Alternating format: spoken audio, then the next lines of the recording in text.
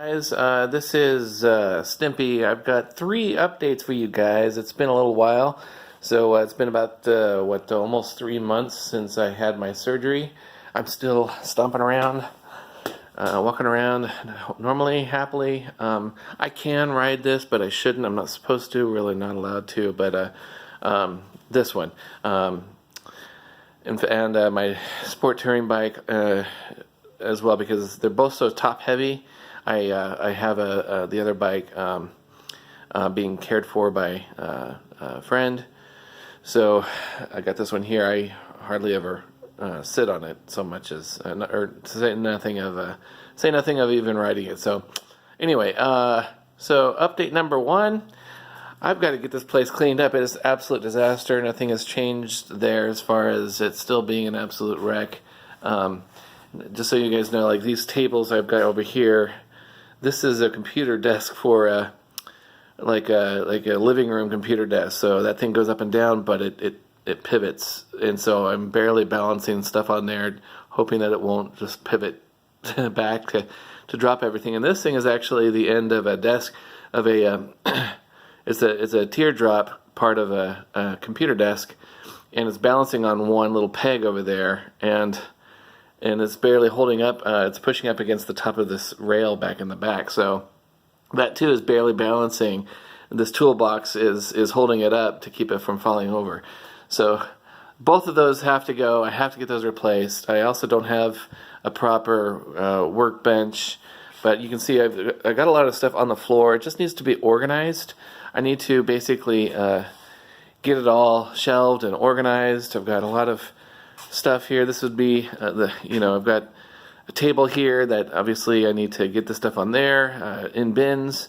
So the plan this weekend is all of this stuff is new. I've got these 2 new shelves. I got another set of shelves coming.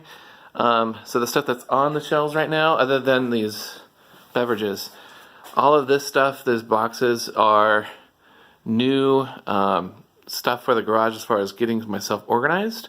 So this big box here is my new workbench. I'll be assembling that this weekend, or trying to see how far I get. That's a tool box up the Craftsman or tool chest that will sit on top of a rolling tool box, a rolling cart that has a little tool drawer. So and then I've got at least 1 or 2 shelving systems going on here. So that's all that. So that's going to keep me busy this weekend. Also, while I'm looking over here, I also wanted to mention a side topic. I got a new thing to go up on the truck with my dual sport dirt bike. So this is actually 2 of them, so I can walk up one and push the other. This replaces this one. So this one, it is as long as it looks tall right here. But this actually is folding, so it's quite a bit longer, and that'll give me quite a bit more confidence going up the... why am I not thinking of this stupid little word? I want to say the rail. That's not right. The rack. That's not right either. Anyway, I'll be able to push it up into the truck. The second bit of news is, look at that. I have been eating my fingernails for months, so to speak. Scouring Craigslist. I just needed to get on a cruiser.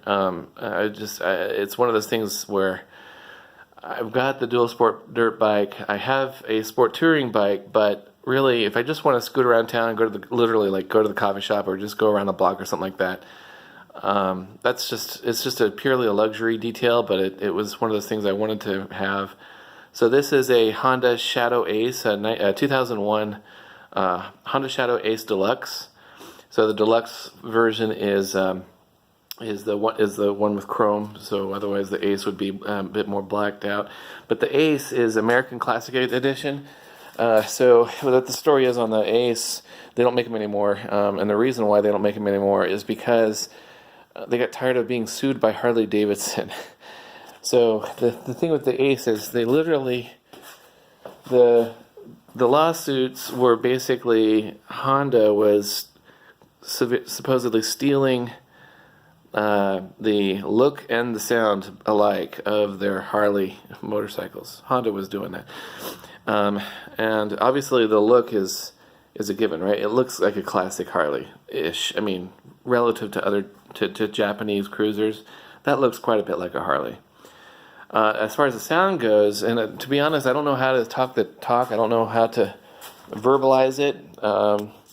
So I'm just going to throw it out there. The sound, it relates to the way that the on this V-twin, the way that the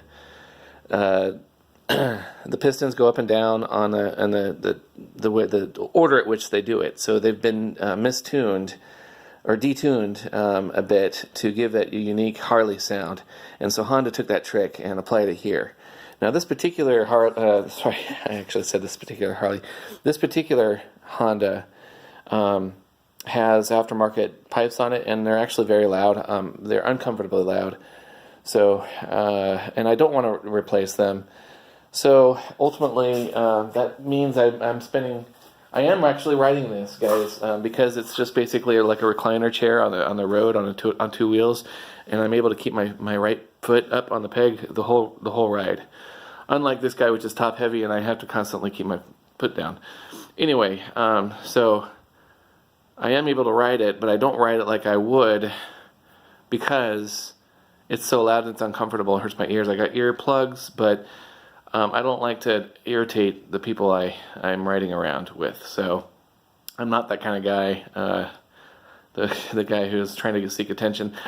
I do enjoy a good blub blub sound out of a motorcycle, but yeah, this garage has motion sensing on the light.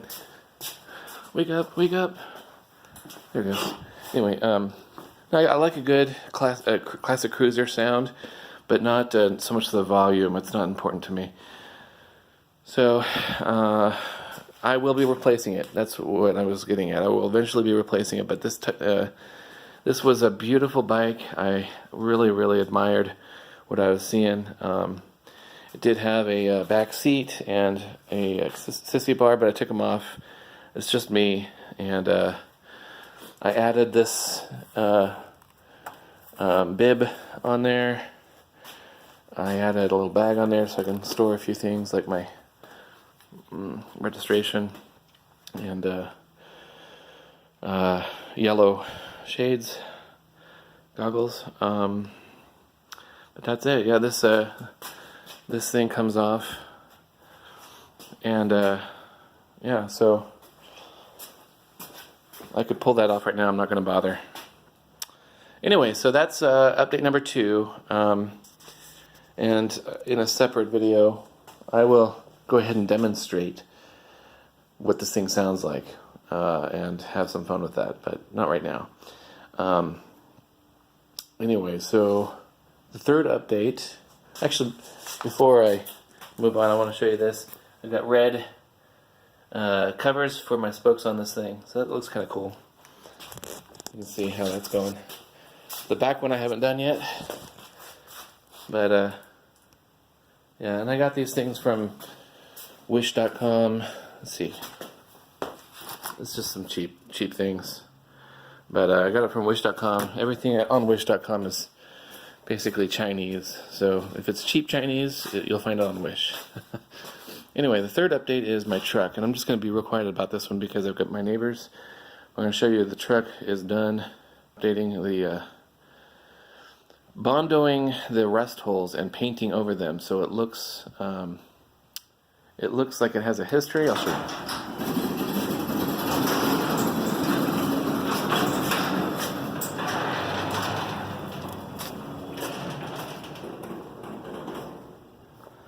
So you can see there's, it doesn't look great. The paint job is horrible here, but there's no more rust holes. Everything is bondoed. This is all new paint, new pinstripe. Put the trim back on. Everything here was all rusted out. This is a big, huge hole. Like there was nothing here, so I bonded all this, painted over it. It doesn't look great, but it's. The point is, when I come home, I just see my truck. I don't see big, huge rust holes, and that was the point of it all. So it doesn't look great, but this is my first ever effort on automobile bodywork. So that's that, guys. No more. I'm done here. Oh, let me show you one more thing. Wish.com. This jacket, this leather jacket, fake leather, of course. On Wish.com. I don't know why I'm talking about Wish so much. I'm just amazed. This thing cost me $36. And it looks good on me. I like it. Anyway, guys, that's it. I will be posting more updates in the future, but for now, I'm still in recovery and enjoying this now and then, but for the most part, now I just gotta clean this garage up, and then we'll take it from there. See y'all.